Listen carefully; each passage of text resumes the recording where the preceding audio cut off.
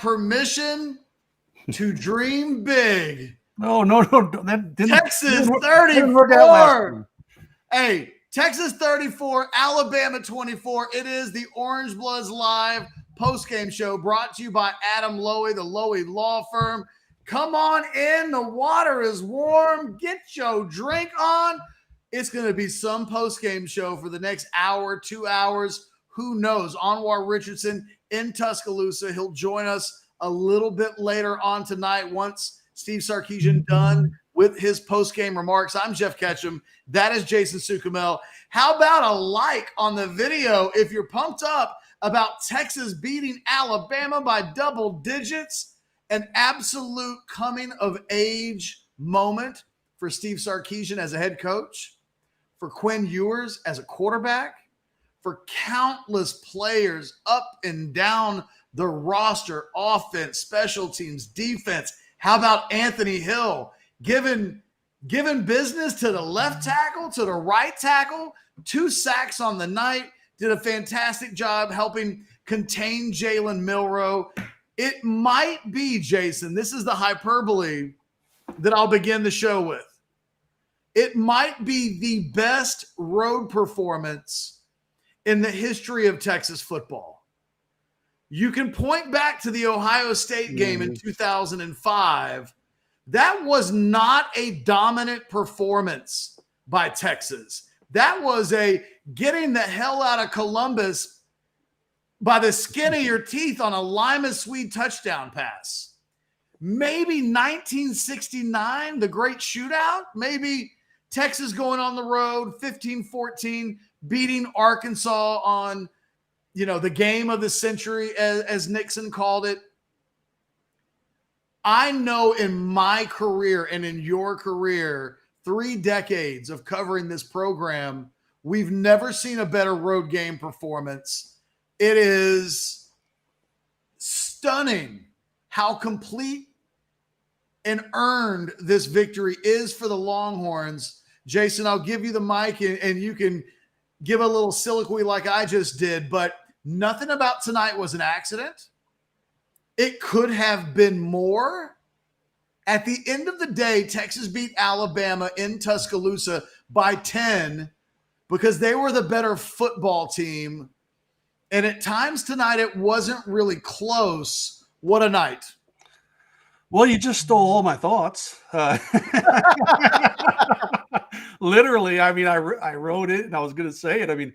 This was not a fluke. Texas was the much better football team.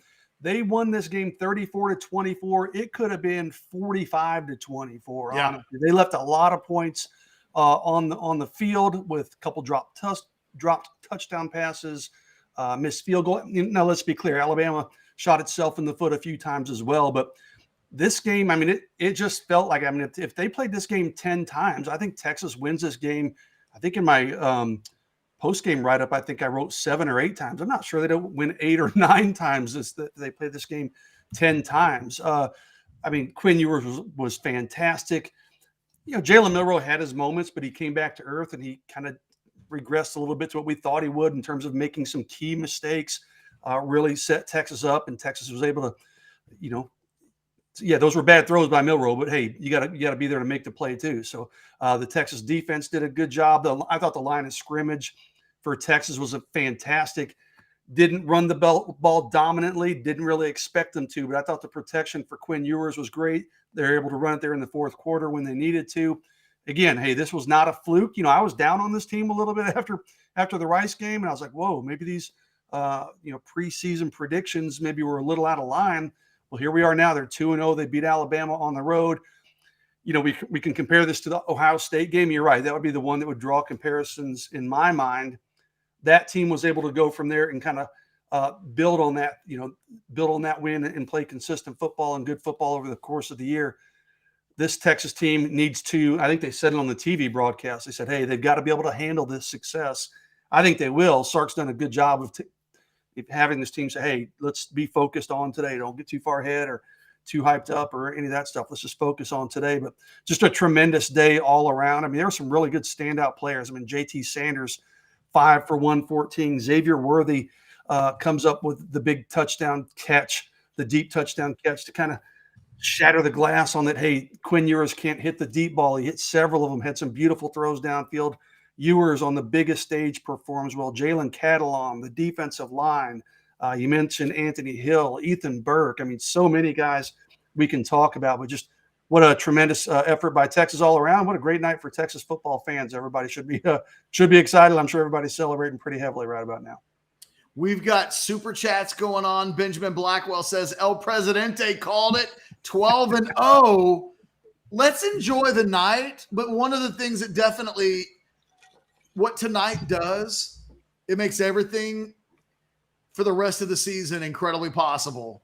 I think it's a little early to talk playoff, but I think it's a little early to talk playoff. I don't think so. If you're everybody but Georgia, I think it's a little early, but that's in front of Texas.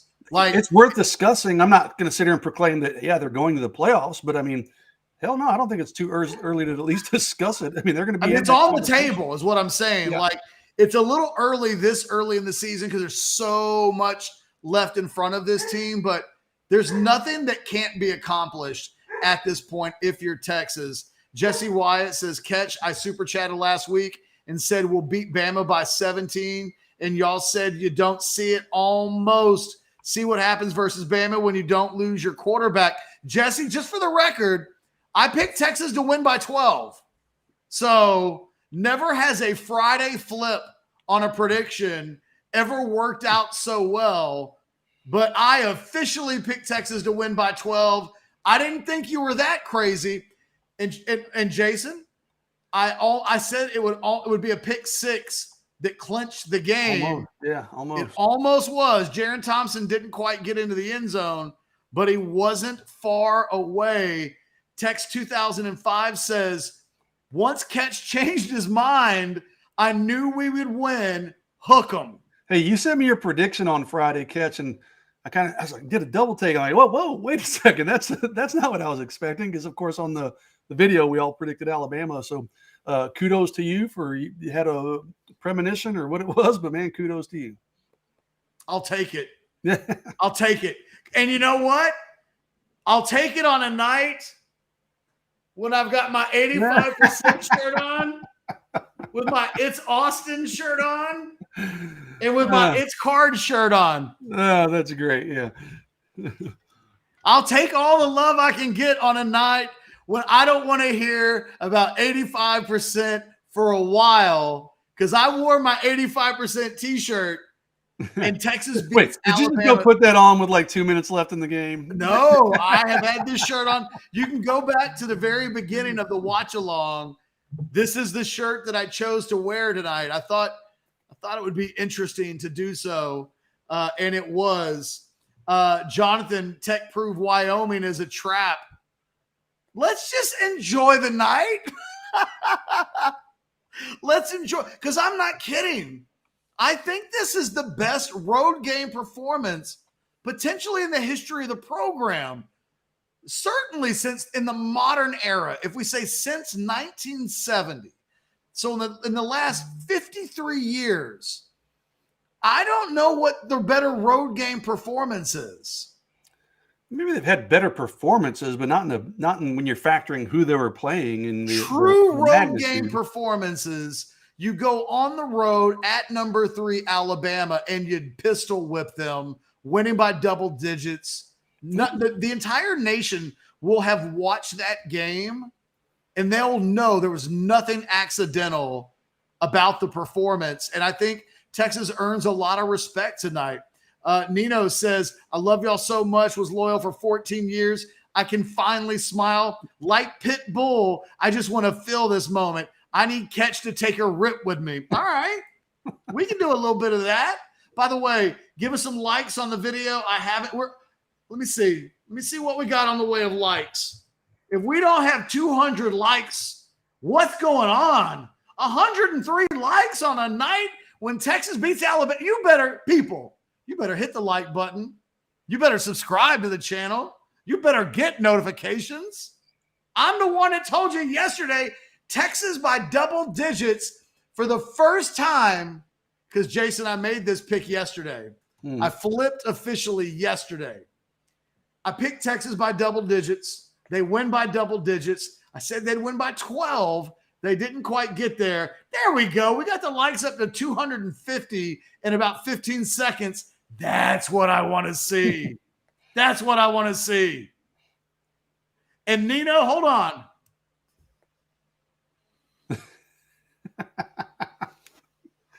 I wish I had some beer in my fridge. I'd go toast a game, but I don't have anything. That's about as big of a rip. It's legal. Just so you guys know, nothing illegal about that. Woo! Man. Okay. Jason Hublinski stepping up. Robert says blasting tonight. Guys, Yes. Here's what I would tell you. Thank you. Whoa, Jason. Okay. Well, let's just admit it. I'm the soothsayer. So, hey, Jason, thank you very much. I do appreciate that. Oh, wow. This is a good one. $9.99 coming in from Jamie. Earmark this for Kieran's bar tab. Yeah, Kieran is going to be lit tonight. Our guy, Care Bear Kieran. Brian jumps into the super chat. We're just, everybody's having a good time. This is what college football is supposed to be like, Jason. Oh, man. That's, Fun.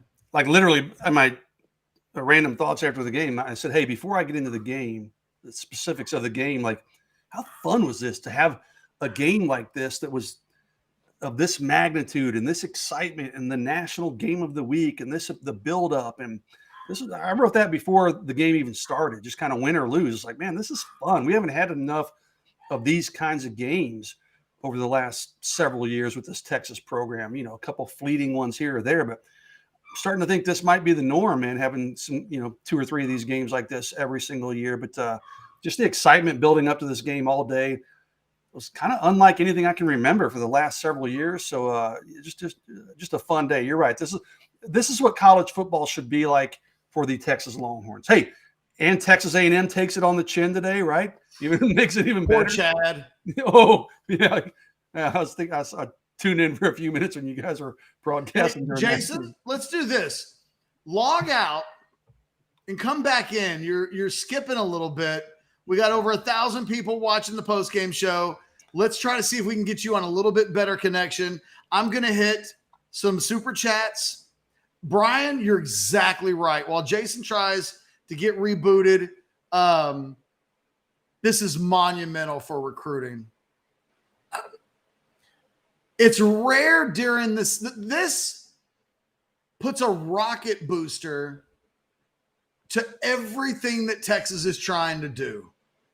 They're already leading for Brandon Baker. They're already leading for Kobe Black. They're already leading for Ryan Wingo. This gives them an opportunity. Look, you lose this game and there's no downside.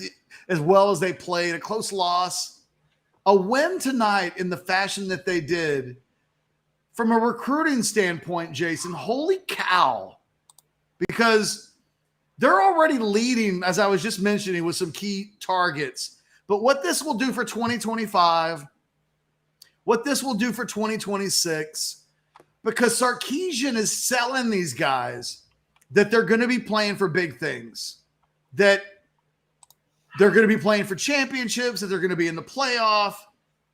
And this is the kind of win that you have to get under your belt to legitimize all of that talk. And I feel like there have been guys in state.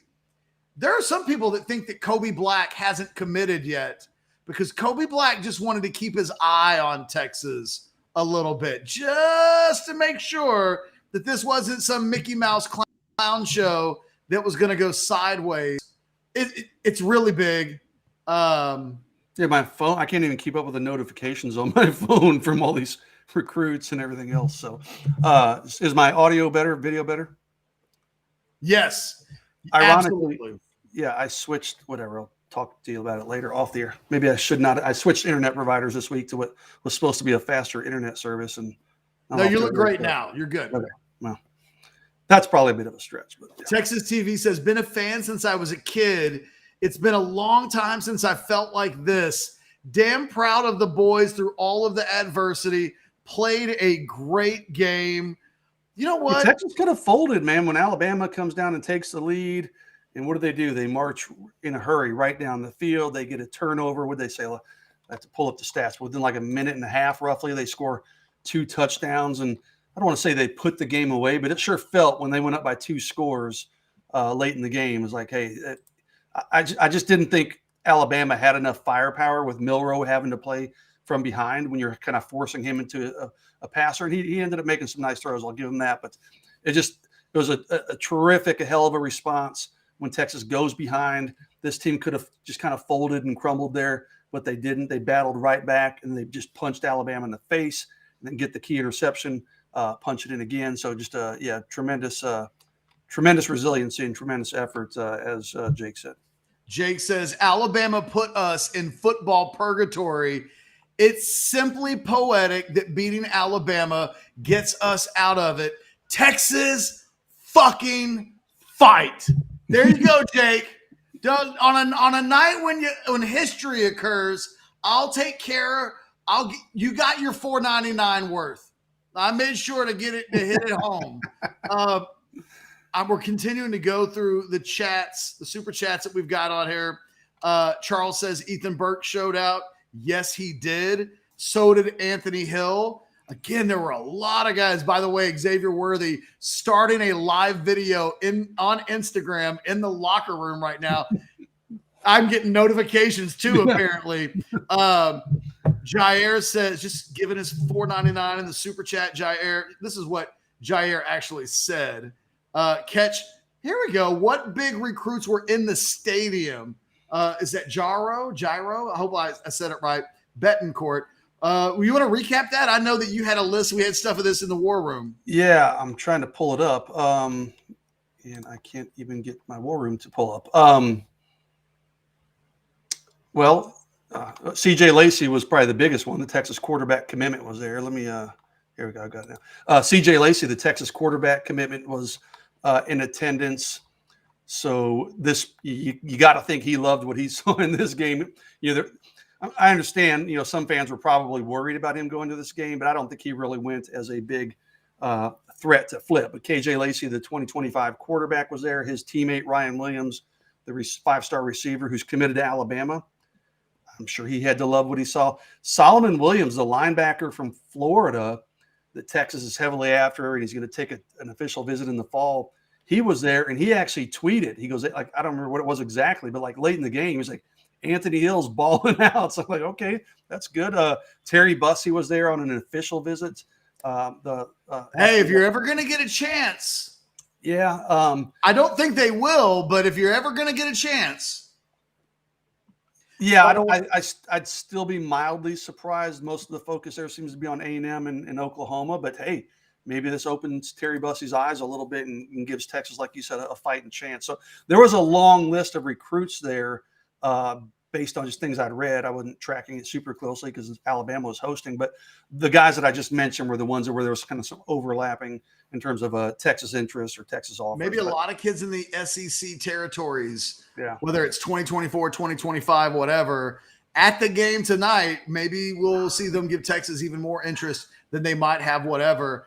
Noble says, Catch, you need to have the opponent's shirt color on each week. Time to get drunk. First of all, it wasn't the same. The shirt color was not the same. I literally have the T-shirts hanging on the door. It wasn't Alabama red. Thing is, that's now the lucky shirt. Don't I have to wear the same clothes every day from this week? Like I had to wear the same shirt on Friday. This is now the lucky shirt during games. This has to be worn during Texas OU. We got this super chat. I think this popped up earlier, but Brian Jones called it. He did pick a win. He says he hasn't felt this high after a win since OU in 2008. Really? What about LSU? What about LSU in the Sugar Bowl? I'm not disagreeing with you. I'm just, wow. It's saying a lot. I actually think that's right. I think this is the best win. I said LSU again, Georgia. I think I've done that 5 times this week. Oh, wow. Considering I predicted the outcome of that game, you'd think I'd remember it. Yeah, this does feel a little bit like OU Texas in 2008. I'm just going to try to catch up on the super chats. Brendan, my comment was made. Sark fixed his play calling. Yes, he did. Quan Seeker giving me a little bit of props. Congrats to Catch for picking the win. Bama curse is broken. Here's to breaking the streak of not going 3-0. Yeah, Quan Seeker. Truer words have never been spoken. Jordan says, congrats, Sarkeesian. Man, it was cool to see him with his son in the end zone after the game. His son now a walk-on the team. I didn't get to see that. It's a big win this is the biggest win of his career. Biggest win of his career. And his fingerprints were all over it. This was a team that played in his image and played they did. Kyle says, I don't even have a reason to super chat, but enjoy. Quinn was the truth. This game, love to see it. Didn't expect that out of him. Real quick, I'm just trying to catch up. John Kennedy, just 1995 in it to say what's up. John, if I missed anything, John wanted to say, so I guess Quinn can throw the deep ball now, huh? He can tonight. I said it all week. I was like, I just feel like he needs to hit one, and then it's going to just open a can of worms. And once he hit that one to Worthy, and that was kind of an interesting one because, it was a perfect throw, right? First off, it almost brought rain down with it. It went so high, but he didn't even have time to really set, but it was just a beautiful ball. I kind of felt this way. I was like, once he hits on one of these, and it's going to happen, I felt like the dam was going to break, and those were going to start happening pretty frequently. What did they say? They have like 4 or 5 throws in the second half of over 20 or 25 yards, I think they said on the TV broadcast. That touchdown pass to Worthy is the first touchdown pass of his career. Crazy. That's a crazy stat. Over 20 yards. Crazy stat. Yeah. Adrian wants to know, did I click on the right one? Ewers did not get sacked. He didn't have Alabama.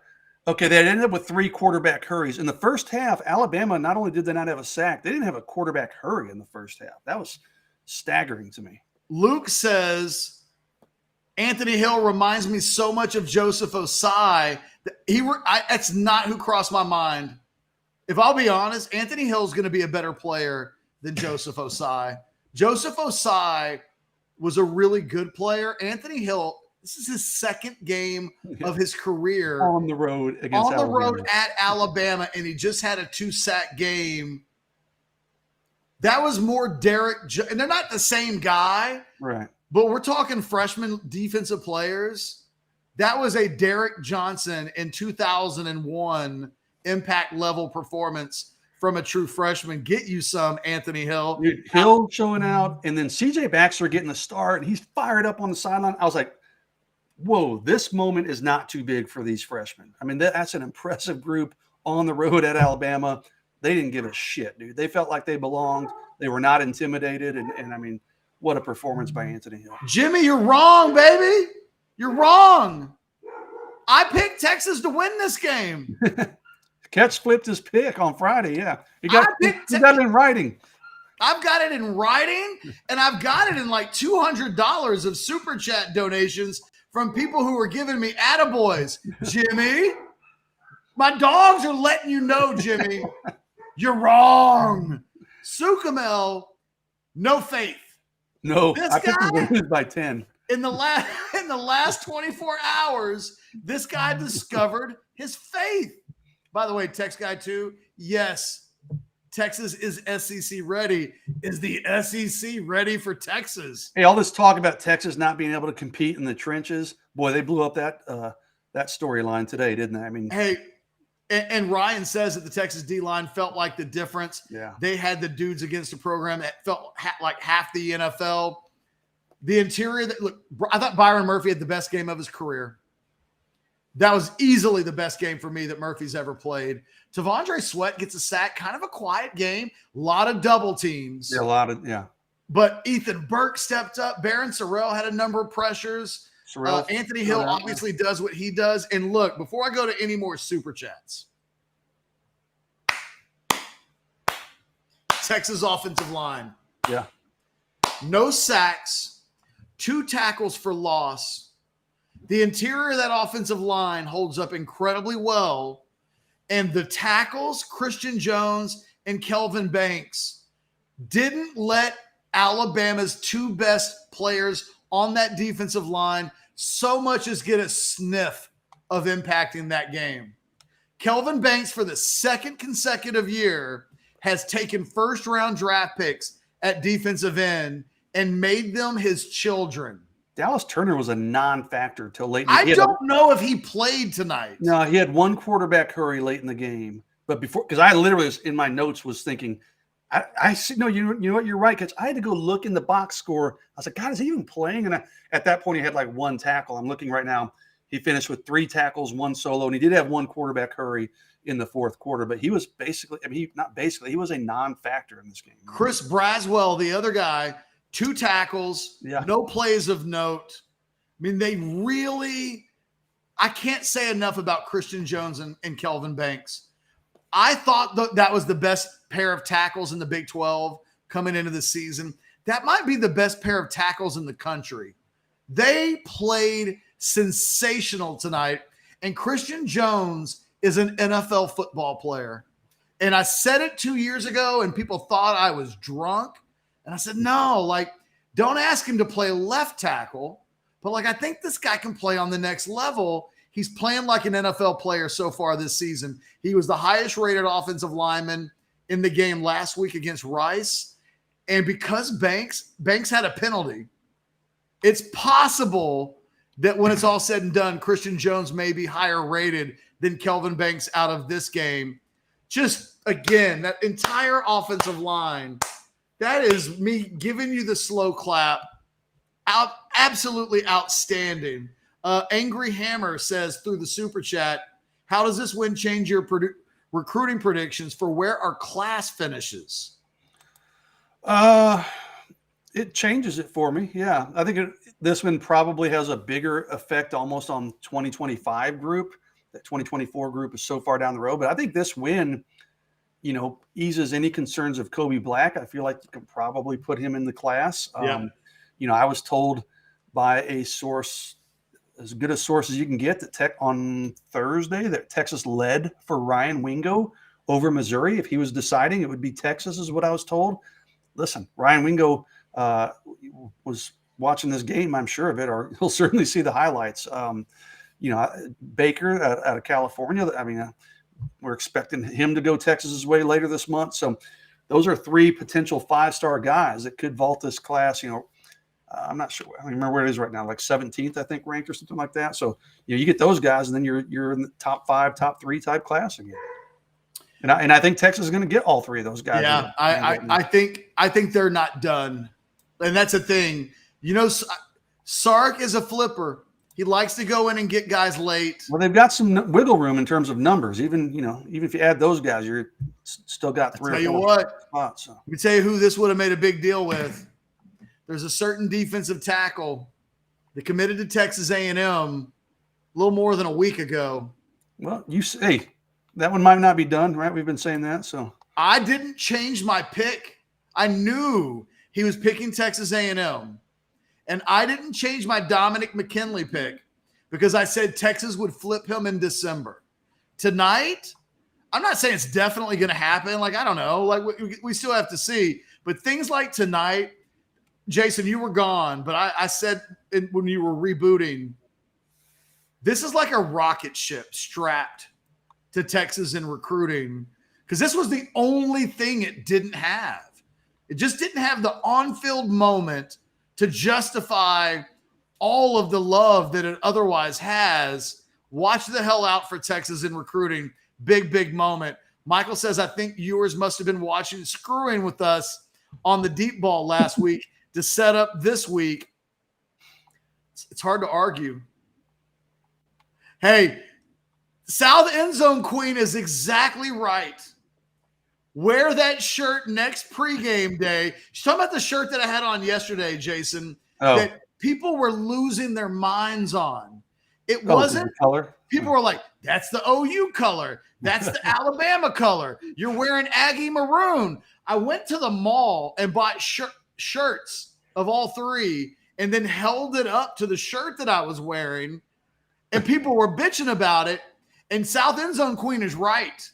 Every Friday for the rest of the season, that shirt has to be dry cleaned and it has to be worn on Fridays. By the way, South End Zone Queen, dig the YouTube video. You and your wife, what a cute couple, just for the record. BK817, your mark can fill in the blank. I mean, you guys feel free. Knock it out in the super chat brought to you by Specs. Feel free to say whatever you want to. Meet me downtown Houston, drinks on me. Thank you, Noble. I haven't eaten anything since like noon or had anything to drink. I bought this drink, some watered down, just nasty root beer at like 1 o'clock. So I'm going to get a drink and like maybe some Whataburger when the postgame show is open, considering we probably won't be done till close to midnight. And that will be the only thing open in the Woodlands. Catch put it all on Texas in one big. Congrats. Thank you, Andres. Some people didn't think so, but yeah, I'm taking the victory lap today. Because I'll tell you what, I flipped yesterday, Jason, and if I'd been wrong, if Alabama comes out and rolls Texas, that would be the new 85%. It would have been held against me forever. Because there were people even yesterday that thought, oh, you're being a clown. What are you doing picking Texas? Texas by double digits. Alabama hadn't lost at home by more than 8 since 2007. Saban's first year there. This is the most emphatic win in Tuscaloosa by any team in almost half a generation. It's unbelievable to think about what was accomplished. And yes, Cedric, the football gods knew how bad you needed this. I think the football gods knew how bad a lot of people needed this. Orangebloods. Oh, my God. Orangebloods. We have been covering some bad football. Thank you, Steve Sarkisian. Thank you. Because it's been a long time coming. And the thing is, the game wasn't a fluke. It doesn't feel like showing up tomorrow and talking big about this Texas team puts you in danger. Angry Hammer says, where do we rank tomorrow? I told Chad, Jason, in the watch along, Texas is going to be like close to the top 5, right? Yeah, I think so. Bama is going to fall out, of course. But yeah, I would think they'll probably be right around top 5, I would guess. Yeah. What's more impressive, this win or Florida State over LSU? Where was that game? Was that it? It was a neutral site game in Atlanta. And what LSU wound up doing? Like, I haven't seen the score. Like, for a while, early. Oh, they blew out Grambling. It was a close. Yeah. I thought like for a minute there, it was like actually tied like 7-7 or something ridiculous. But, I'm going to say Texas ranked 5th tomorrow. 72-10. Yeah, that's the last score I'm seeing. So, I'm trying to find the polls. Texas is 11th. I bet they're going to jump. You got Notre Dame, Tennessee, Washington, Penn State, maybe not. We'll see what USC does. I'll put them at 6th. I think they'll be just outside the top 5. Man, you beat the number 3 team in the country on the road by 10 points. Yeah. I think it's the thing is, Texas, there's so much about this game that we haven't even had a chance to talk about. Vic wants to know what Colin Simmons is saying tonight. I saw Vic's message and I just texted Colin. So I don't know if I'll hear from him tonight, but if I do, Vic, I will. You all will be the first one to hear about it if I get a response from him. Now listen. Colin told me a long time ago he might go to that LSU Grambling game, and last week he said it was still a maybe. So I don't think he was at the game, but I'm not 100% sure yet where he was tonight. So Mark, just in case you didn't see this, I did get to this earlier. The first words out of my mouth on the postgame show where you have my permission to dream big. A little bit of a joke, but yeah, man, if you can't dream big after a performance like this, when can you dream big? Jason, let's reset a little bit. Now we've had the initial flurry of super chats, and obviously we'll continue to go to them throughout the rest of the show as they come in. Let's start with this Texas team for a second, and then we'll move on to Quinn Ewers. Sark makes what I thought was an absolutely dreadful decision both times to go for it on 4th and short at midfield in a game that they were winning by 4. And I thought, got bailed out on one. Yeah. You get bailed out by 1, and then you get another opportunity. Alabama's offense hadn't done much. It's crazy that this game hit the over, considering where we were late in the third quarter. Alabama takes the lead. Oh, yeah. We're going into the fourth quarter, and the sense was, here we go. This is when teams under Sark have folded. This is when they've had double-digit leads and blown them in the past. So we hit this moment where it's like, okay, this is a referendum on Texas football. What are you going to do? The fourth quarter starts. They scored 14 points in 15 seconds, and you blinked. Mm-hmm. And Texas was up back by double digits in the fourth quarter. Best fourth quarter performance since VY in the Rose Bowl against USC? Probably. Yeah. 21 points they scored in the fourth quarter. Texas. How many? 21. They 21-0 in the fourth quarter? 21-8. Bama had 21-8. That's right. Touchdown. And frankly, 21 points, and then Texas sat on the ball for the last 5-6 minutes of the game too, right? So they basically did that in less than half of a quarter catch. They scored 14:05, 13:50, 8:23. So in the first 6 minutes roughly of the third quarter, they scored 21 points. So we got a super chat comment from BK. Gary Patterson, who? Yes. Hey, look at these drives for Texas in the fourth quarter. They had 2 touchdown drives of 75 yards apiece. So 150 yards, 2 touchdowns that took a total of 3 minutes and 54 seconds to drive 150 yards and 2 touchdowns. Check out this super chat. Jake says, being only 23 years old, majority of my life, Texas has been bad. I don't remember much of 05. Well, you shouldn't. You were a baby. For the young Texas fans, this is our first time experiencing this level of excitement so early in the season. Jake, make sure you get your ass over to orangebloods.com and sign up. Matter of fact, shoot me an email, gkcatch@gmail.com. If you're not on Orange Bloods yet, I'll help you get on Orange Bloods. You're 23. You need to be on Orange Bloods. I'll help make it happen. gkcatch@gmail.com. Live it up tonight, all of you.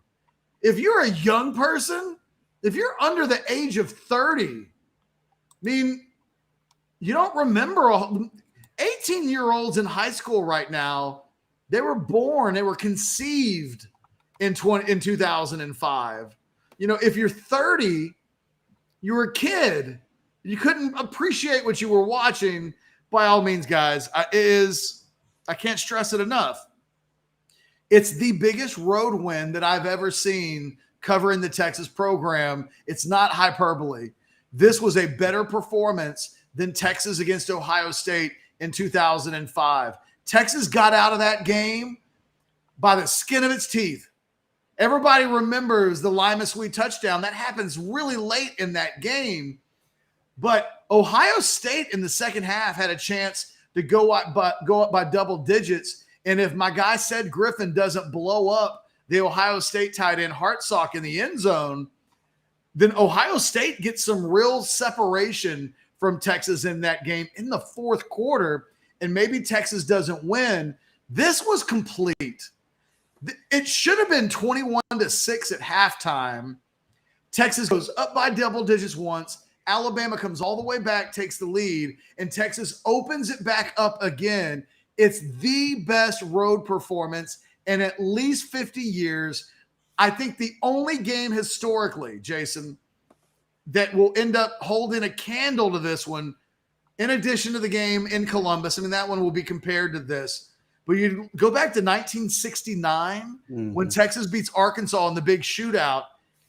You can count on one hand the number of road games of this magnitude that Texas has won.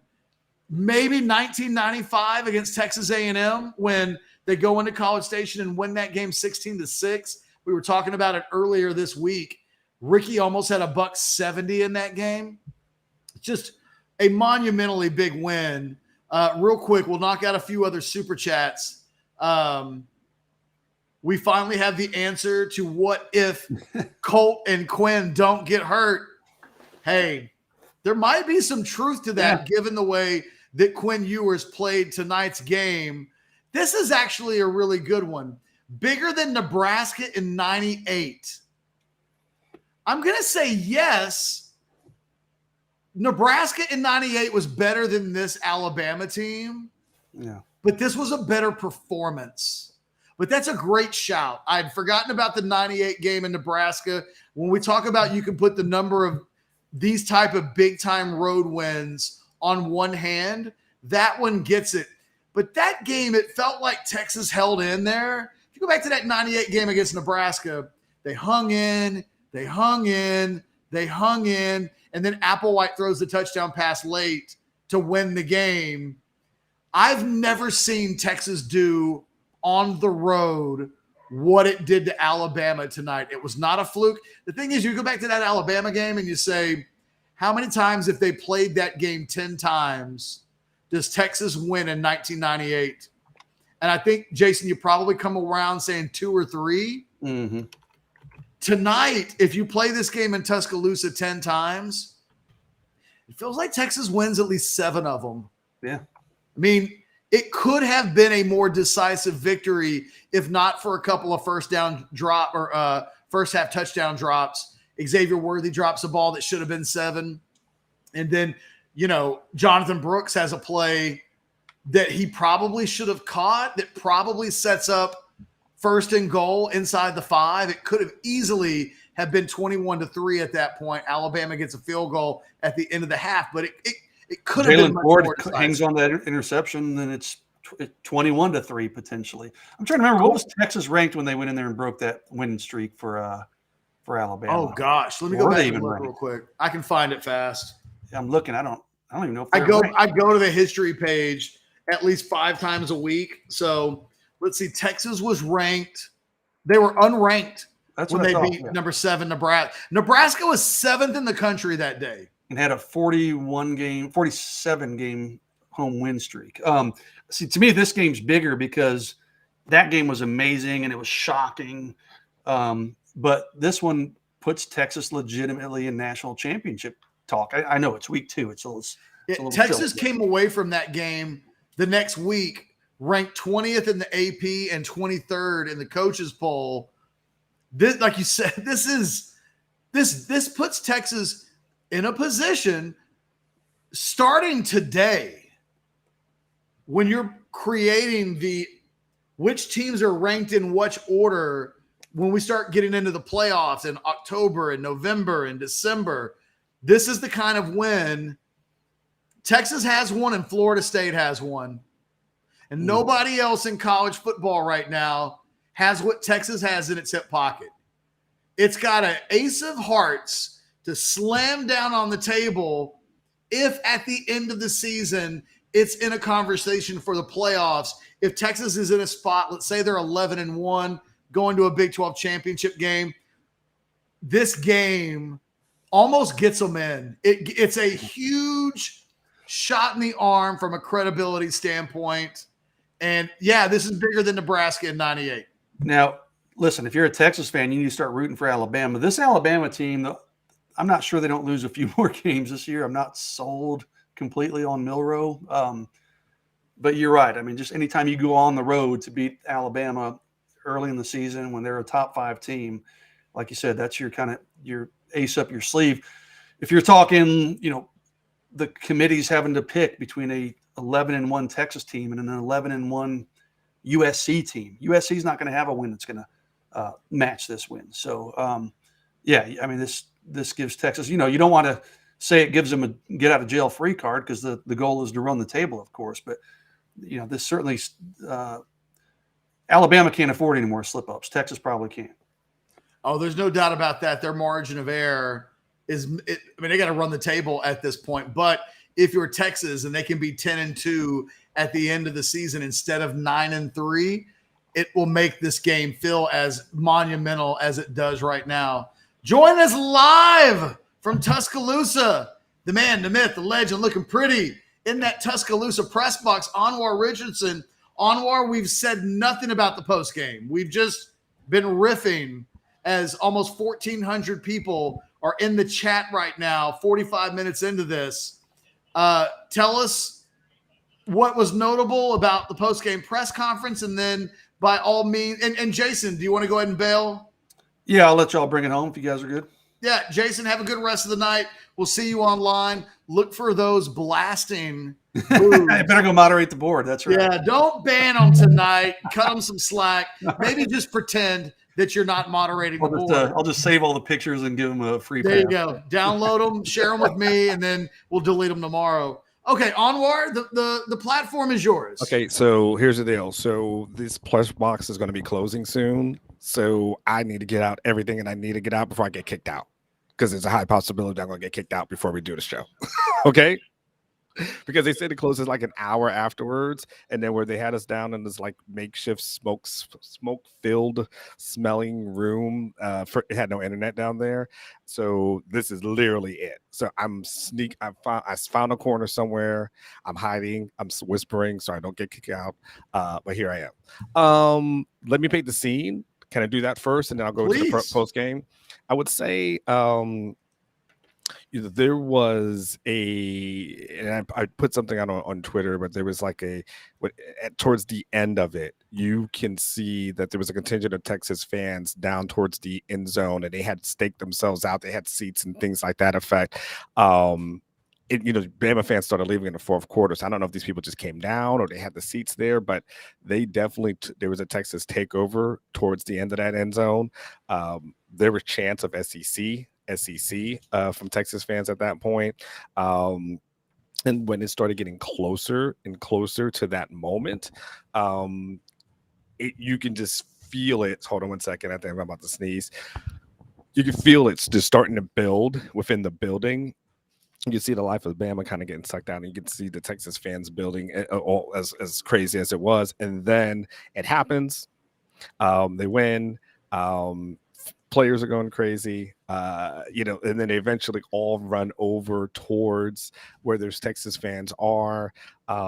You'll see a video that I posted where Quinn Ewers is over there celebrating with the fans, shaking everyone's hand, saying this is our house. Someone gives him a chain. He puts the chain on. I was like, it's this big old like fake kind of big silverish kind of chain. Huge celebration, just a huge celebration on the field. Somebody from the staff grabs me afterwards, catch, and they say to me, the Bama players were saying that they were going to beat us down and make us quit, and that was our motivation going into the game. They said that they thought they were going to do that, and that our goal was to beat them down. And so I was told that one person said to me, Catch, it said, man, this is the coldest day that we've probably seen since June. They said, we've been out there busting our ass. Yeah, and they were like, we've been out there busting our ass for months in that hot heat and, killing ourselves. And this is literally the coldest day we've had in months. And so he goes, and they go, that's been the payoff. The payoff is right here. They said the staff was trying to make them quit. The staff was trying to make them give up, and they never did. And then they got into this game, and there was the payoff. That there was no give up, there was no quit, and they felt like that was a payoff for all of those months, sweating it out. That it made them into a mentally tougher, a physically tougher team that was able to come in the road and be able to do victory formation. So I want to kind of start it from there. Then past that, we get into the the press conference. And Stark was still very humbled about it. He was saying, like, at the end of the day, they beat a good team, but there's still 10 games in front of them. But praised obviously all aspects, right? He praised the defense, the stances that they had, the play of Anthony Hill, of course, and what they were able to do as far as creating the turnovers concerned, the offensive line for not giving up a sack during that game. So really obviously praise them. He said you even got a guy like Xavier Worthy when he started getting double team, and Xavier was able to notice that during the game. Then he said that was the indication that's guess what? That means other people are getting open, and that's time for them to do their thing as well. Clearly, obviously very high on Quinn not turning the ball over and how important his play was, how calm he was throughout the game, the effective passes that he was able to make throughout the game. Just high praise, for Quinn, high praise for the special teams. He said this is the reason why you go out and get a punter in a transfer portal like Sanborn. He was great tonight. Yes, he's like, he goes, that's why you go out in the transfer portal and get a guy like that. And it was very true. As far as that is concerned, we'll go ahead and I'll stop what I'm saying for Dallas because he dropped 100 in the super chat. So you can go ahead and get to that. Dallas is loving the super chat. That's his opinion. Biggest win since beating USC in January 2006. Sharing some love. Cashed in big in the fourth quarter with Mitchell and Whittington. My man was on Prize Picks and took my lead and took all of the mores on those Texas receivers. Does this move the needle at all for Ewers and the Heisman? Yeah, it does. Mm-hmm. There's a long way to go. And there's a kid at Colorado right now that I think might deservedly be the Heisman frontrunner after 2 games. But this puts – Quinn Ewers was great tonight. Quinn Ewers, this was a coming-of-age performance.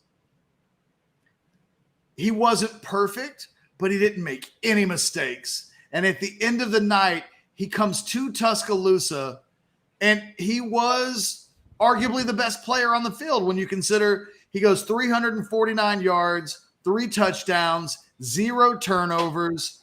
You think about his completion percentage is at 63%, but Texas so aggressive going down the field, Anwar. Yes, it moves the needle. Yes. Great. What's up? Ooh, look at Burrow. That's pretty awesome. That's pretty awesome. Are you getting kicked out? No, I have my head on a swivel, but I haven't gotten kicked out yet. So if we do, it'll be on live TV, and then we'll just see how nice they are about it. Super gave $50 and just wanted to say, "This is Texas." Yes, it is. Well, let's knock out a couple of more. Coy, I don't know what you said on the super chat. I'll go back and see if I can find it. If you want to put it in the chat, we'll be on the lookout for it. Same thing with Super T. Both you guys putting in like $20, but then not having messages to go with it. I'm just going to assume that you were super fired up. Hook 'em horns. Tom G says, where's QE listed in the Heisman race? Top 4? Maybe, probably. Like, I don't know. Like, I've been watching Anwar so much of this game that I haven't had a chance yet to think about it in the scope of the rest of the college season. But yeah, I would imagine tomorrow Quinn Ewers will be listed in the top 5 of the Heisman rankings. Dylan says, crazy thing about Quinn is this even when things look to get out of hand, he didn't flinch once. Haven't felt that from our quarterback in a long while, in my opinion. Dylan, fantastic moment of awareness and acknowledgement. It really was. James says, how many new subs to the channel since the win? We're, I think, about 40 new subs. Look, there's almost 1,500 of you in the chat right now. Hit the like button.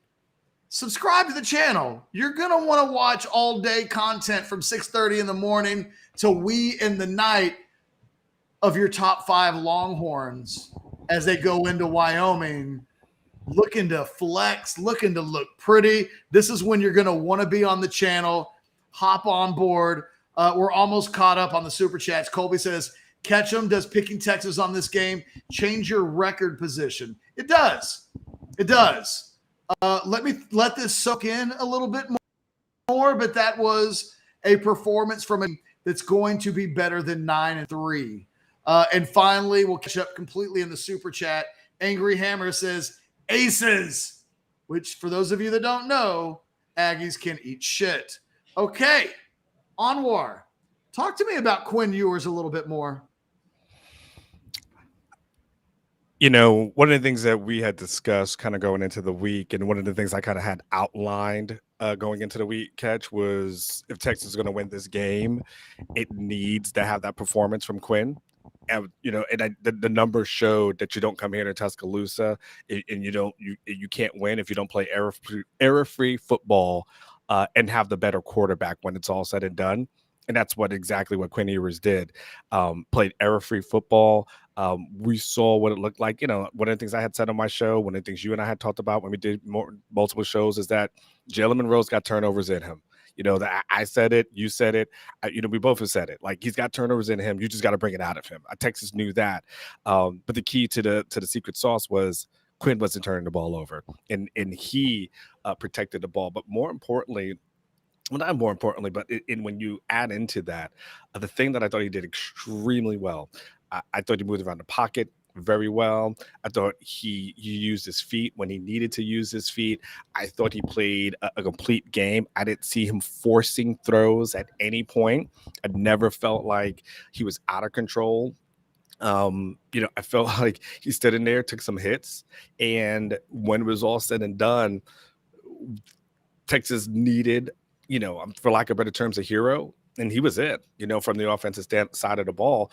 So there were things that were choppy, of course. Nothing was perfect. Nothing's hard to do. Sark talked about that. They went for it on fourth down.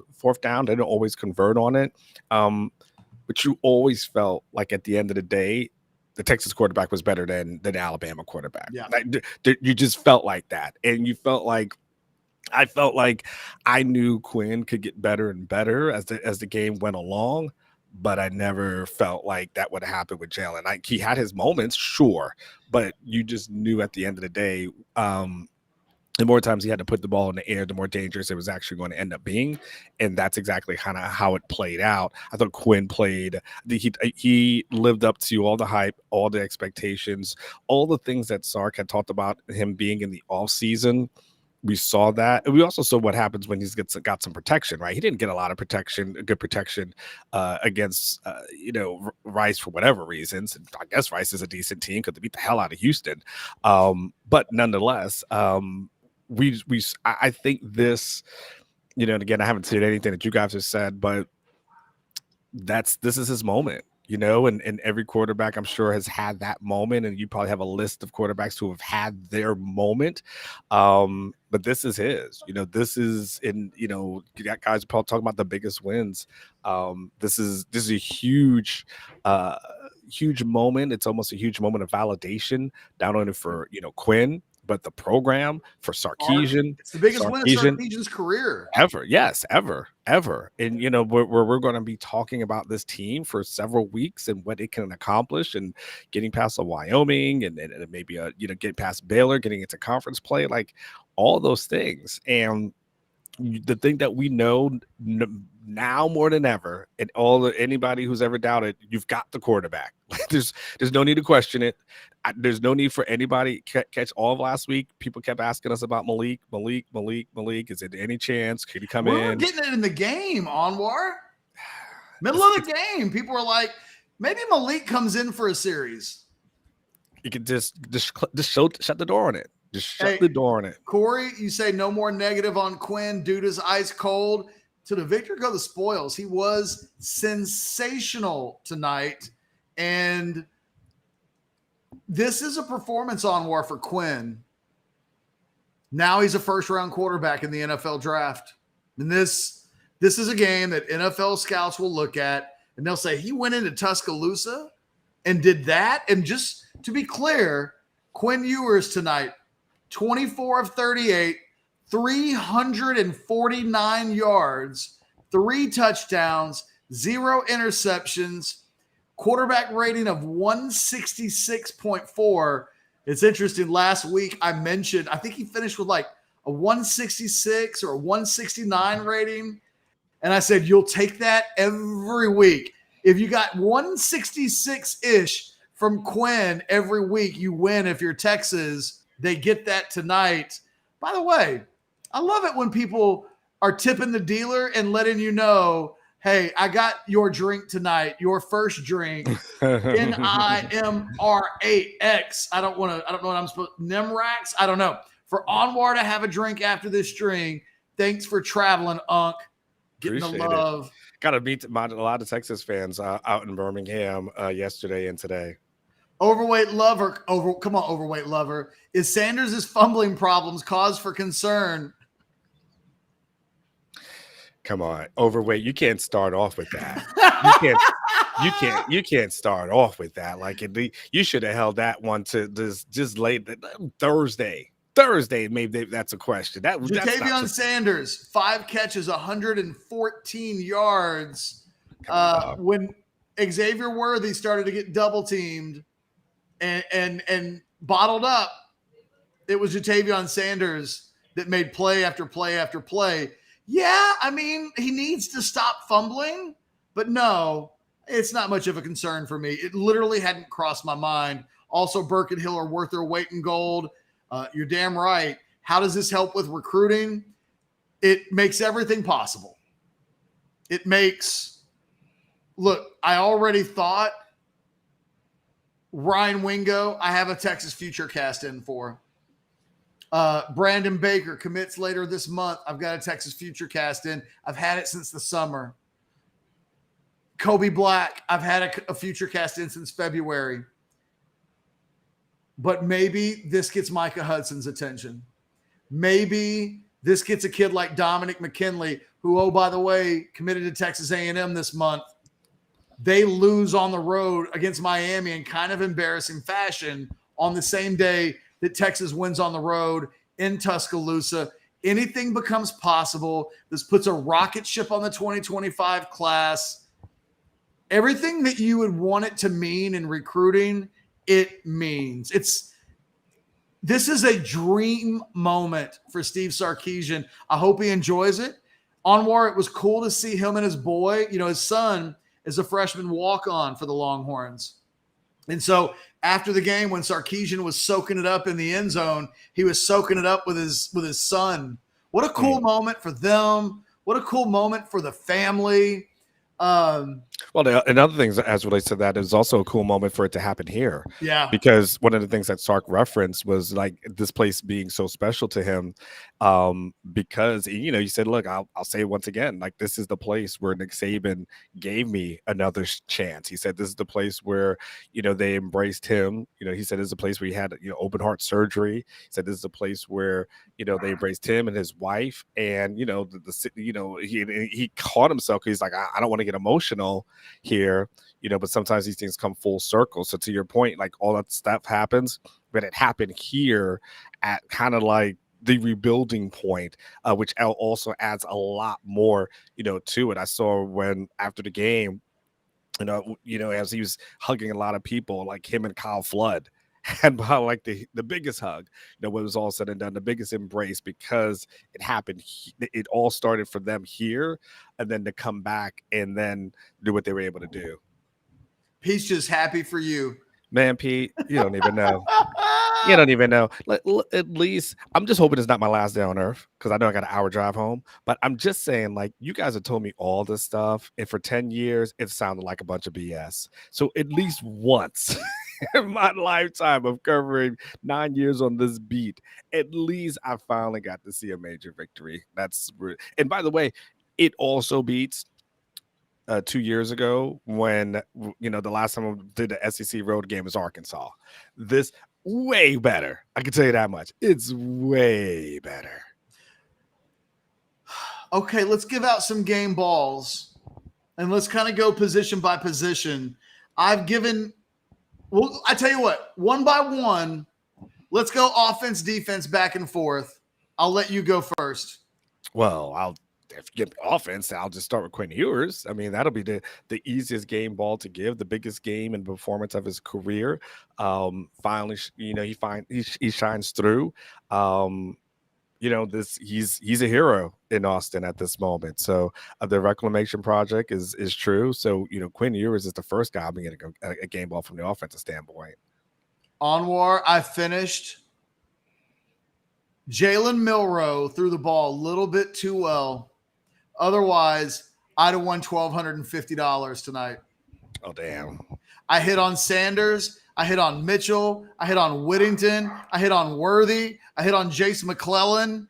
And I had Jalen Milroe less than 204 passing yards, or that would have been a $1,250 payout. That's unfortunate. Yeah. Anyway, game ball on the defense. Sorry, I'm checking my prize picks situation right now. I'm checking how things went on prize picks. Boy, I tell you what, actually, now that you say that, I'm checking my prize picks. I did a 6-1, and I did 4. And honestly, I got 5 out of them, and I got $80. And the last guy I had was Milroe, who came up with about like 8 yards short of rushing yards. If he gets 8 yards, I too would have had. I ended up getting $80, but I would have been able to be up in your strat. I would have got $1,000 if he gets 10 more yards. I hit on a lot of Texas stuff today. Yeah, missed on just about everything else. Game ball, Anthony Hill. Come on down, freshman 5-star. Officially, I think they have him credited with 1.5 sacks. That would be some BS. He had 2. It looks like, well, in the stat sheet I'm looking at, Anthony Hill was second on the team with 6 tackles, 2 sacks, a quarterback hit. He was all over the field. That's why you recruit guys like that, Anwar. When I say recruiting matters, and how many 5-stars does it take to beat TCU? I still don't know the answer to that question.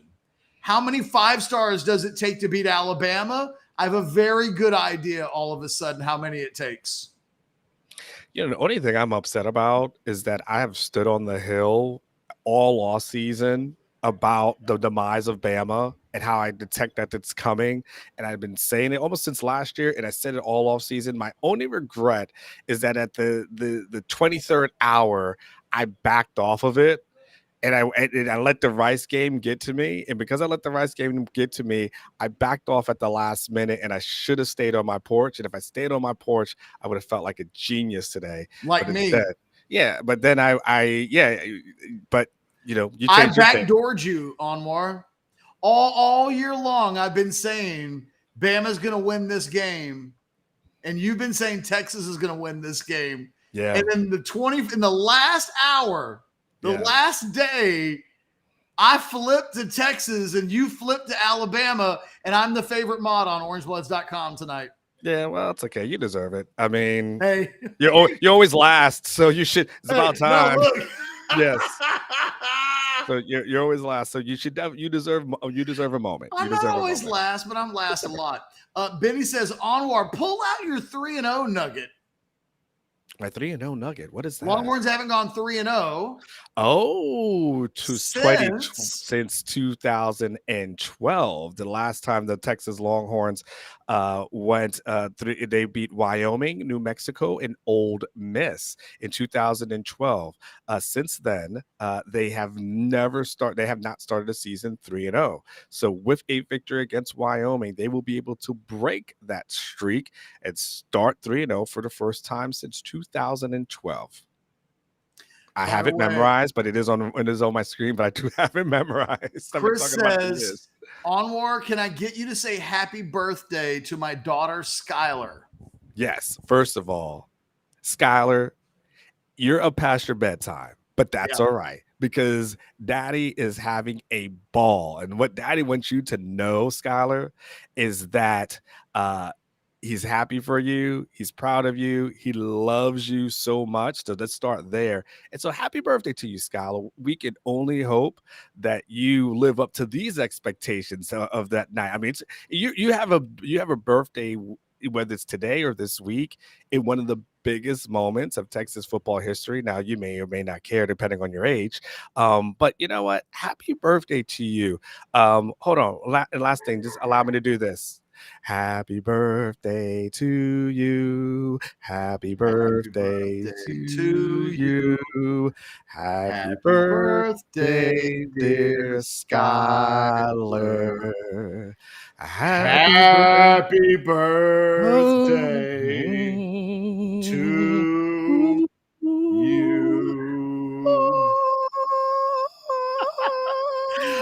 Hey, you better put 5 more on there because that was more than a $4.99 birthday serenade. Hey, Skylar, now that we've done that, earmuffs, because Chris has come in. Skylar earmuffs. Fuck Bama. Hey. Okay, now you can take your earmuffs off. Hey. Hey, I can't help it. Chris put $20 in the super chat. That's more than the $4.99 that went into the super chat for the birthday song. Chris had to get his FUQ out, and I'm not mad at him. By the way, my man, tipping the dealer. Thank you, my man. I do appreciate it. We love you for it. Luke is in the super chat while we catch up. How many holding calls were missed tonight? Luke, come on, man. Enjoy the night. Enjoy the night. How many? 10. They missed 10 holding calls, but it didn't matter. Texas won by double digits anyway. But at the end of the day, how many dumb offensive line penalties did Alabama make as well? So, I mean, I get it. Hey, so we'll do a snake draft on the game balls, okay? Okay. You got the first offense. I got the first defense. I'm going to go to offense now. And I'm going to give game balls to Kelvin Banks and Christian Jones. The entire offensive line gets a game ball for the bounce back performance. They were exceptional tonight. Alabama, 0 sacks. Alabama, 2 tackles for loss. That's it. Anthony Hill had more by himself than the entire Alabama defense. The strength of this Alabama defense is looming first-round draft pick Dallas Turner, who, if you look at the stat sheet, Dallas Turner finished with 3 tackles, 1 of them solo, 1 quarterback hit, and that's it. That's first-round draft pick in the future. Dallas Turner getting stonewalled, depending on whatever side he wanted to come from. They had him taken care of. And then you take Chris Braswell, 2 tackles, none solo, no sacks, no tackles for loss, no quarterback hits. By God, Christian Jones and Kelvin Banks played against maybe the best pair of defensive ends on any team in the country, and they turned them into complete non-factors. We expect that of Kelvin Banks. What Christian Jones has done in his career is nothing short of sensational. 2 years ago, Anwar, Texas fans didn't want that guy on the field. And now he's the second best tackle in the Big 12 behind Kelvin Banks and just shoved it. You know what kind of sandwich? Who we got there? Hook'ems. We got Celebration. Is that Will Matthews popping in? Yeah, that is him. The man, the myth, the legend. Everybody is riding the train. By the way, still over 1,300 people in the super chat. Let me, not the super chat, but in the specs chat. Guys, do us a solid. Hit that like button. Man, you got me looking over my shoulder, Catch. I don't know when I'm going to get kicked out. It's all right. Well, let's give me a game ball. Well, you did 2. I should get to do 2. If you get 2, then okay. Then I will do Barry Sorrell and Ethan Burke. And I'm going to combine those edge guys. I thought they played outstanding. You felt their presence. I thought that Barry, I know what to expect of him, but he, once again, versus Bama, he plays lights out. And then of course Ethan Burke. That was always a question all off season long. What's he going to be? What can he be? He went against his Bama offensive line, and we felt his presence there. So I'll let the Tom G super chat come in, but that'll be my game ball as well. Hey, Dizzle, Ethan Burke got the game ball, just so you know. He was sensational. Look at Tom G. Tom G's feeling good tonight. Yeah, a lot of people $150 super chat, spreading the love since I won $3,000 on the Horns tonight. I know El Presidente also hit it big on Texas. Hey, Tom, here's this for you. I'm going to give a big old woo. Give him a Ric Flair woo for winning $3,000 on a night when his team wins its biggest road game. I think it's the best road game performance I've ever seen. Chris wants to know, Anwar, how nervous were you on that X pass when I called the 100 yards, 1 touchdown, 1 passing touchdown? No, I wasn't nervous, by the way. It was a good one. I felt like that was going to be coming at some point. It was a good play call when it was all said and done. It was very, it was good. And props to X for recovering after that early drop, that touchdown thing. I was like, oh snap, here we go. But when it's all said and done, I mean, he ends up having a really good overall around game. So they do connect on a long pass, and that was great to see for there. So yeah, that no nervous. There was the only time I got nervous, I think, was second half when Alabama reclaimed the lead, and I was like, oh crap, here we go again, and then we didn't go. Overweight Lover says your voice sounds like a cross between Fergie and Jesus. How does he know that? Yeah, the Jesus. Well, maybe Jesus. He envisions what Jesus's voice sounds like. Fair point. So if he thinks that somehow my voice is angelic, and he thinks he hears me talk, and he's like, "Wow, that Anwar sounds really close to Jesus." A little bit of Fergie, but of all the things that people have ever said in my voice, I've never had Jesus in the same sentence of it. I can tell you. You know what? I've never thought of you as a Christ-like figure. But I'm not going to argue with it tonight. I'm going to go with it. Everything goes tonight. Hey, there are worse things that we can. How many babies are being made tonight? Hey, for real. There are going to be babies being born next April. Dominic says, seeing players step up, getting this win without Bijan and Roshan. Everybody came together. This team looked mature today. Dominic, not only are you right, I can't stress this enough. Sarkisian hurts his football team going for it twice in the middle of the field, up by 4. Alabama had done nothing offensively. The only thing you didn't want to do was give them the ball on a short field. They take the lead. Suddenly we're here and it's the fourth quarter, and you're asking the questions. Here we go. It was in the fourth quarter last year that Texas didn't get it done against Alabama.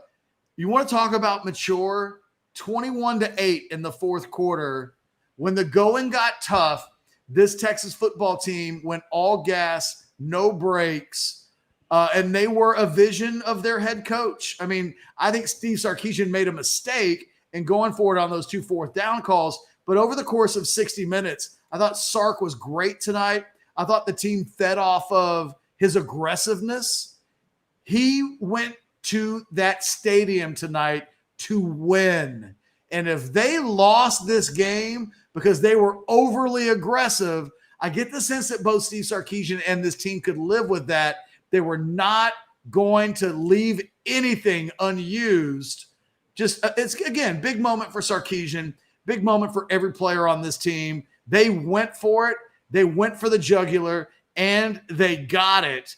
And one thing Sark pointed out that he was really proud of for his team as relates to that is that they took over the ball in the fourth quarter with 7:14 remaining and ran out the clock. They took Alabama's spirit away from them.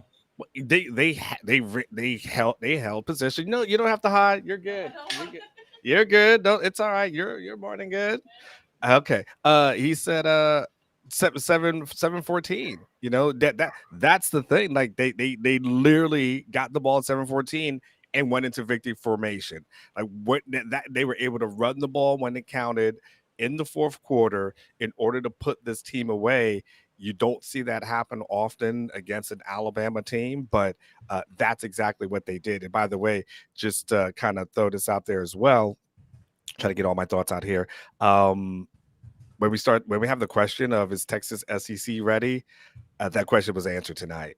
You don't have to worry about what this team's going to look like in 2024. That's a long ways away, but they definitely, you know that you've got a team when that time comes, they're not in over their head. In fact, it's quite the opposite. It's everybody else needs to be fearful about what's to come. By the way, Luke, you're right. Kelvin Banks is the Bijan Robinson at left tackle. He's actually going to be drafted higher than Bijan when it's all said and done. More super chats. Sayon Sapper says, do you think anything changes if the refs don't get that muff snap 4th down conversion call correct late in the game? Hook them all damn night.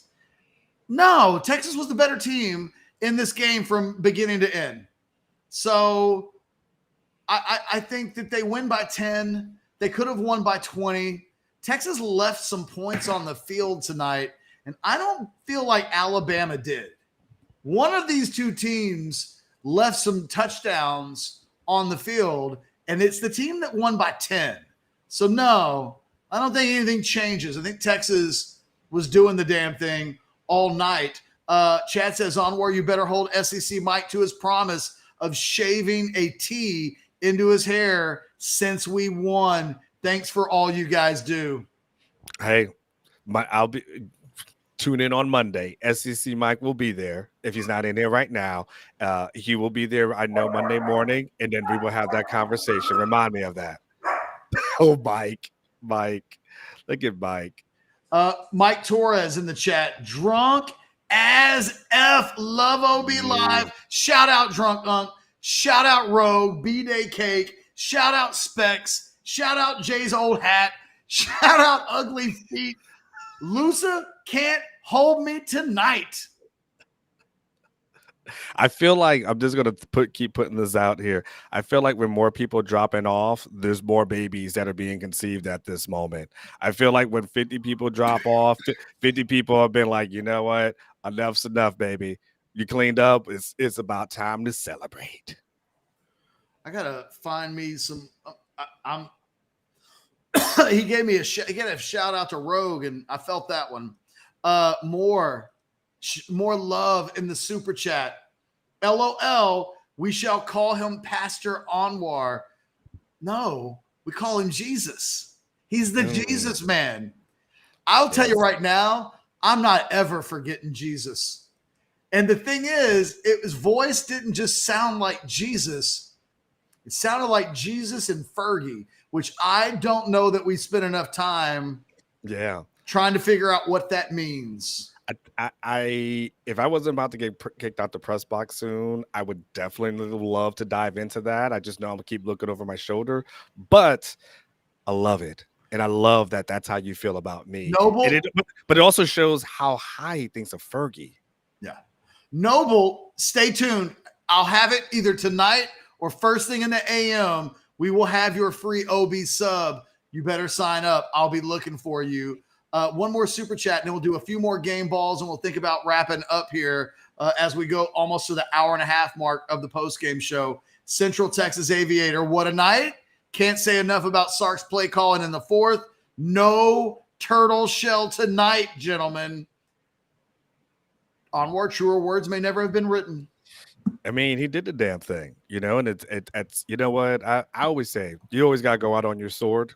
So if that's the way he wanted to go out, and if he would have had regrets that if he played it safe, that all these things would not have happened, then so be it. Then he did the right thing. He went out. That's been his game plan.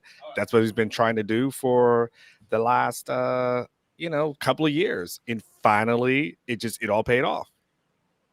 It's like a 3-point. It's like a team that likes to shoot threes, right? And eventually they just all go in, and next thing you know, you're Golden State. By the way, David just wants to say, hey, Yormac, how's that tech remark looking now? The Big 12 can't be a happy Big 12, right? Well, listen, you know me.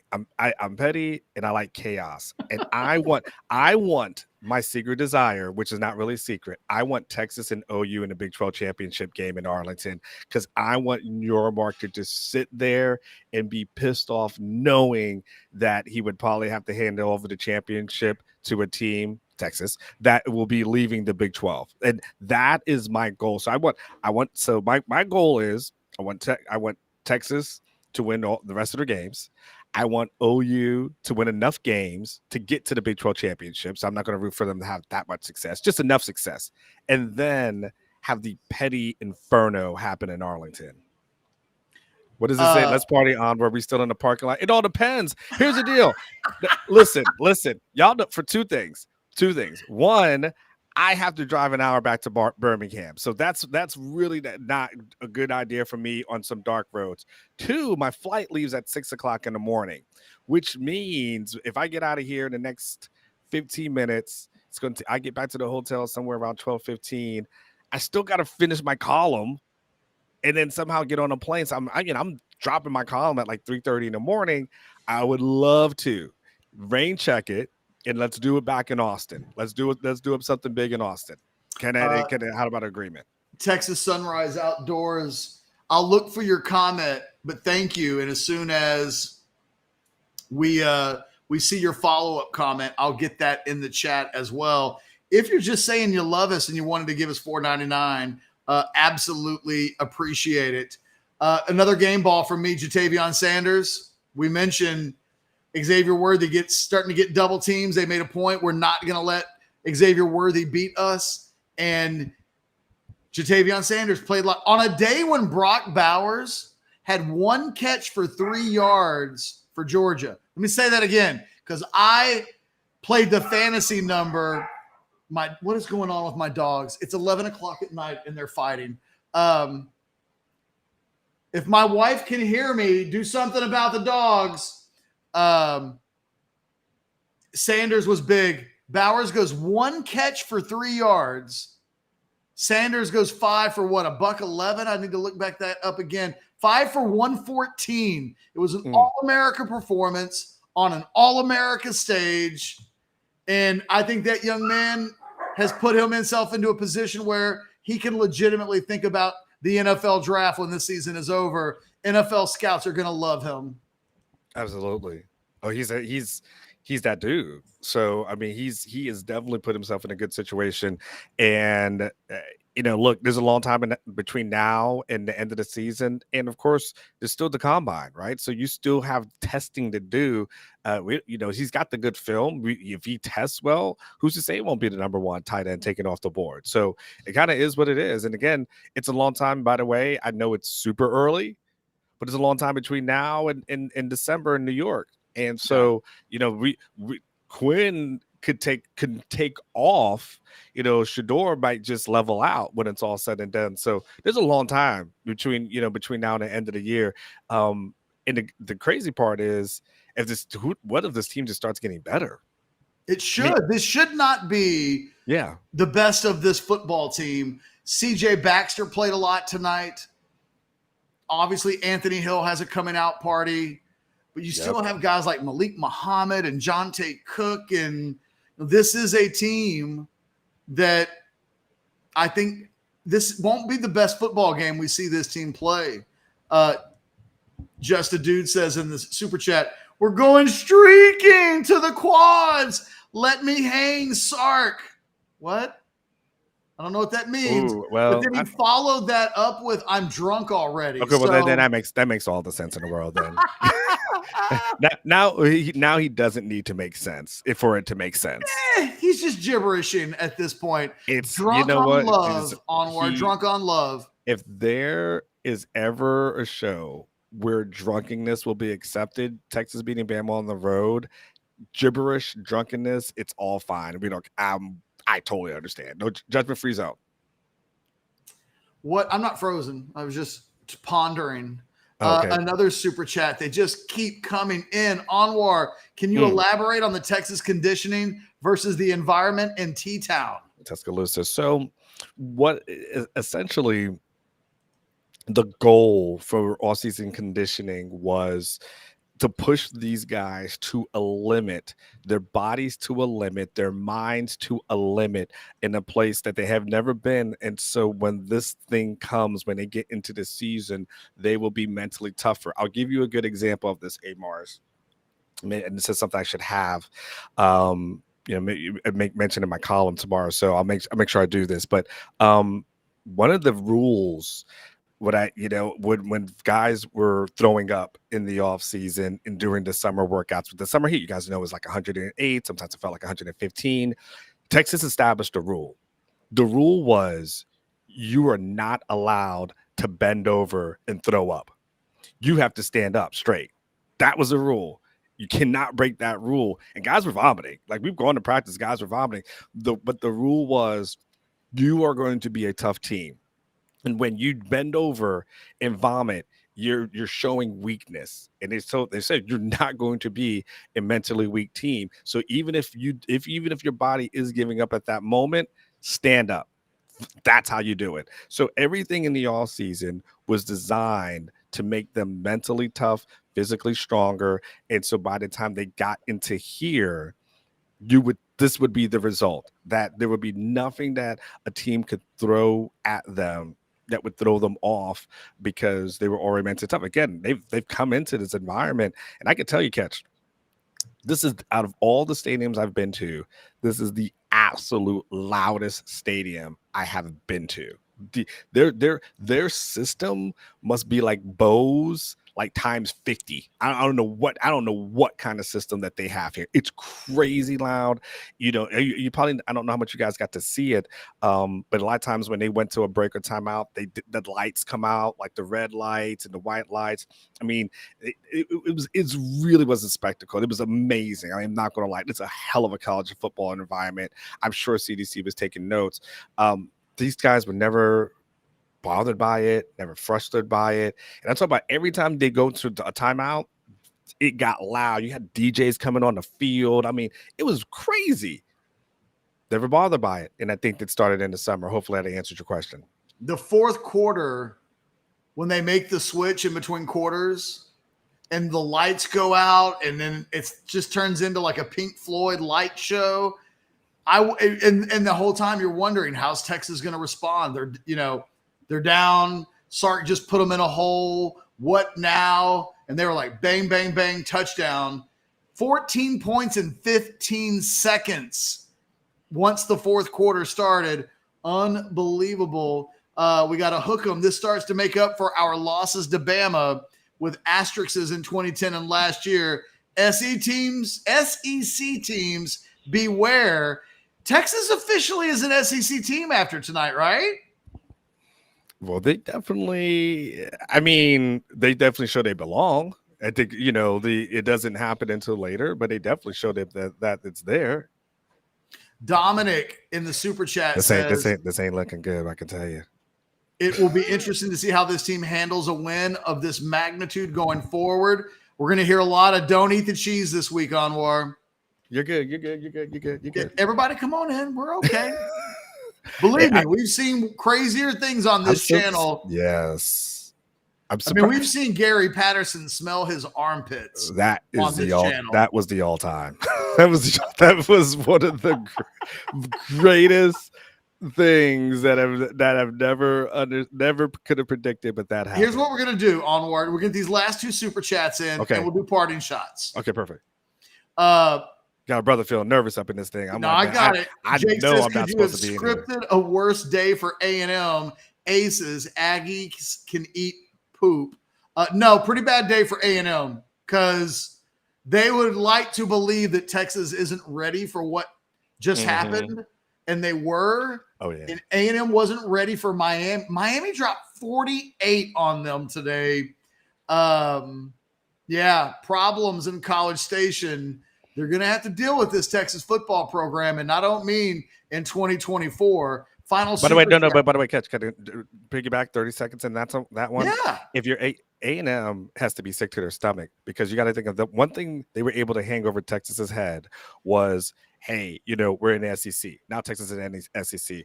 They were able to say, you know what, we beat Bama, And now Texas can say, "Oh yeah, we beat Bama too." Like, dude, it's like anything you can do, I can do better. And that's kind of where Texas is at this moment. How do you think that first name is pronounced? Jimerick, Jimrick, Jermick, yeah. Jermick, yeah. Jermick Morai. I tried. If we did that horribly wrong, know that we really unless the J is silent. Unless the J is silent, and then it would be Hermick? Potentially. Okay, cool enough. We'll know. Cool name. We'll know soon.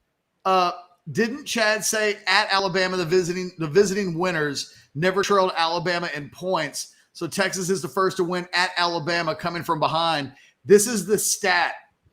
It's the first time in 12 years that Alabama has taken a lead at home and not won the game.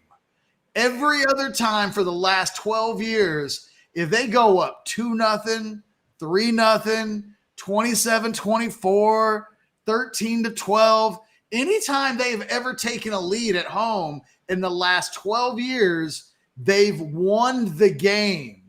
Tonight, they took the lead, had Texas, you thought maybe up against the ropes a little bit. How will Texas respond after they fell behind, after leading by double digits early in the game, and Texas crushes another stat? And not only do they let Alabama take the lead and win the game, but they win the game by double digits. It's the worst. Alabama hasn't lost at home by this much since Nick Saban's first year at Alabama.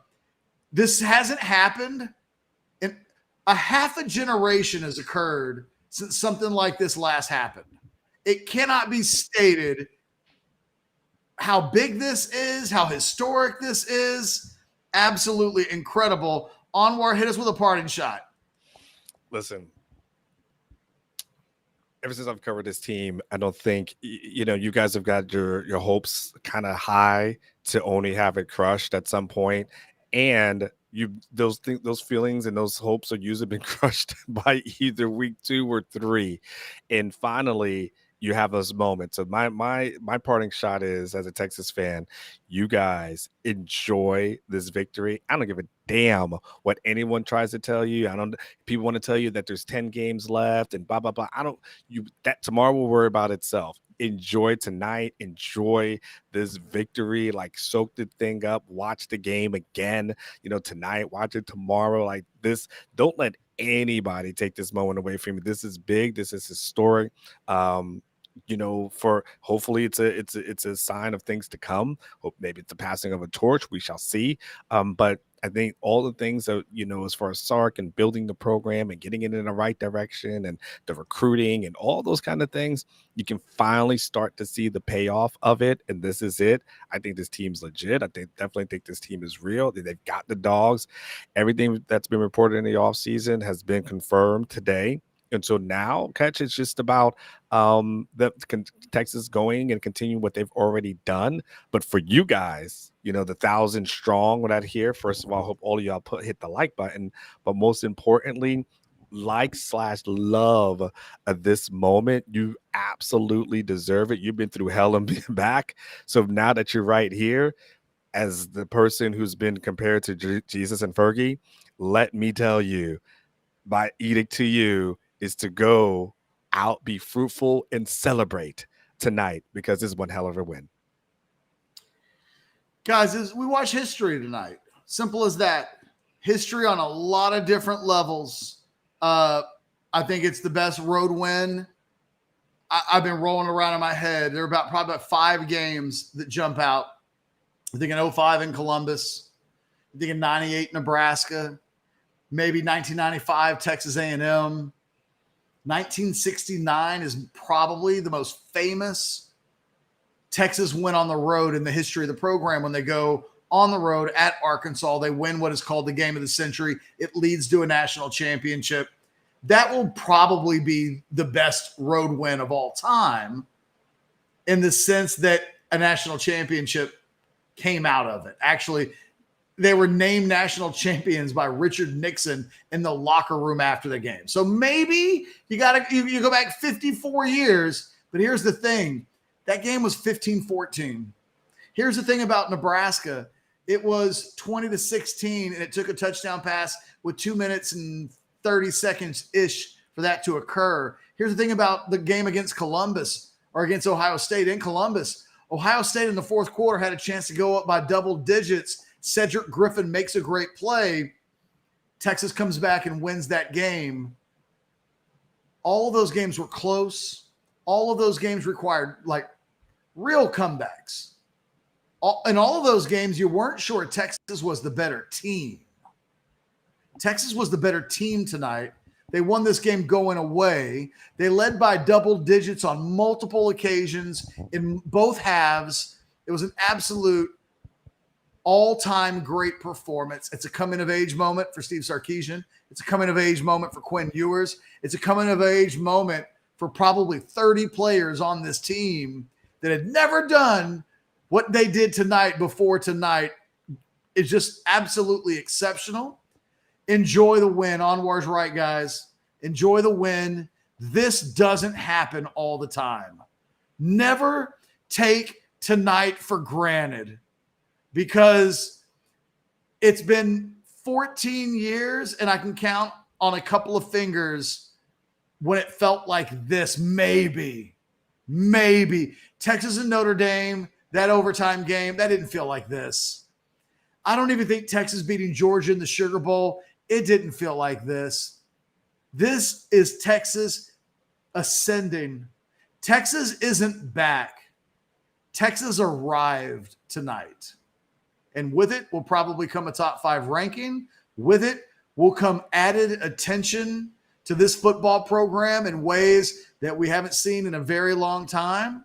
Now we'll learn even more about the maturity level of this team moving forward. How well can they handle success?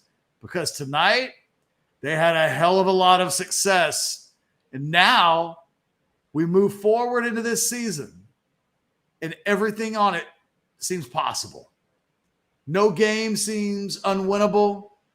No environment can top what just was conquered tonight. If the Longhorns handle their business and give the rest of the schedule 80% of what they gave tonight, Texas is going to win a Big 12 championship and be in contention for a playoff spot. And tonight, Texas became a real SEC team. But better than that, maybe they became a great SEC team. That's for future weeks, future games, the rest of the season to completely decide. Don't worry about that tonight. Go get some drink. Go get some smoke. Maybe see if you can talk the wife into a little action. Maybe make some babies. No matter what you do, make sure when this night is over, you remember it forever. This is why you're on Orangebloods for 20 years waiting. This is why you watch all of the shows on Orangebloods Live in the offseason. It's for this moment. And tonight, everybody gets to bathe in it.